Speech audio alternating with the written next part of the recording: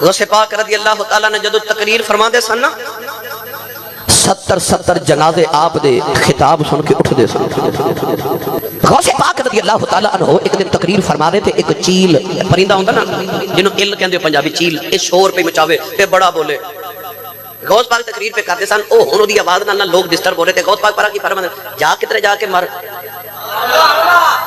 کی فرمایا جا کتنے جا کے مر، وہ مر گئی، مر کے ڈگ پہ۔ غوث پاک جب تقریر فارغ ہوئے تھے گھر جا رہے تھے، راج میں کیا مری ٹھوکر مار کے کہنے چل جا اوڑ پہ۔ ایک دن غوث پاک تقریر پہ کر دینے، جمعہ دا خطبہ پہ دین دینے تے آپ دے سامنے آپ دے مرید بیٹھے نے۔ اچانک مرید نو اونگ آئی، اکھ لگی تے غوث پاک نو ویکھیا کہ غوث پاک آپ دے سامنے ہاتھ بن کے کھلو دین۔ مرید نے اٹھ کے عرض کی لج پالا تساں ممبر کیوں چھوڑیا؟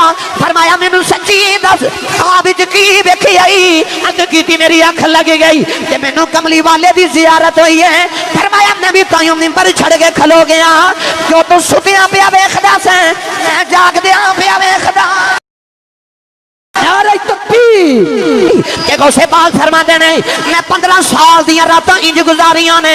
فرماتے ہیں میں دیوار نال ہاتھ لگا کے تے ایک لت اٹھا کے کھڑا ہو جاندا سا۔ فرماتے ہیں پوری رات ایک پاؤں اٹھا کے دیوار پکڑ کے پوری رات میں ایک قرآن پڑھدا رہا ہوں۔ فرماتے ہیں میں 15 سال دیاں راتاں انج گزاریاں، 40 سال آپ ارشاد فرماتے ہیں میں عشاء دے وضو نال فجر دی نماز پڑھی ہے ساری۔ غوث پاک دے بیٹے فرماتے ہیں ایک دن میں ویکھیا کہ حضور ابا جان منبر تے بیٹھے تے گل پتہ کی سنا رہے۔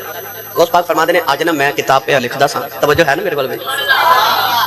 غوث پاک فرماتے ہیں میں آج کتاب پہ لکھدا، تقریر فرما رہے جمعے فرماتے ہیں میں کتاب پہ لکھدا سا تے ایک نا بلی دوڑ کے آئی تے او میرے پیالی دے کولوں گزری جدے وچ سیاہی سی تے آپ فرماتے ہیں اونوں پیر لگ گیا تے پیالی ڈل گئی تے سیاہی ڈل گئی تے کپڑے خراب ہو گئے۔ غوث پاک کے گھر دی گل پہ سنا دے تے لوگ چیخاں مار کے پھر ہوندے نے۔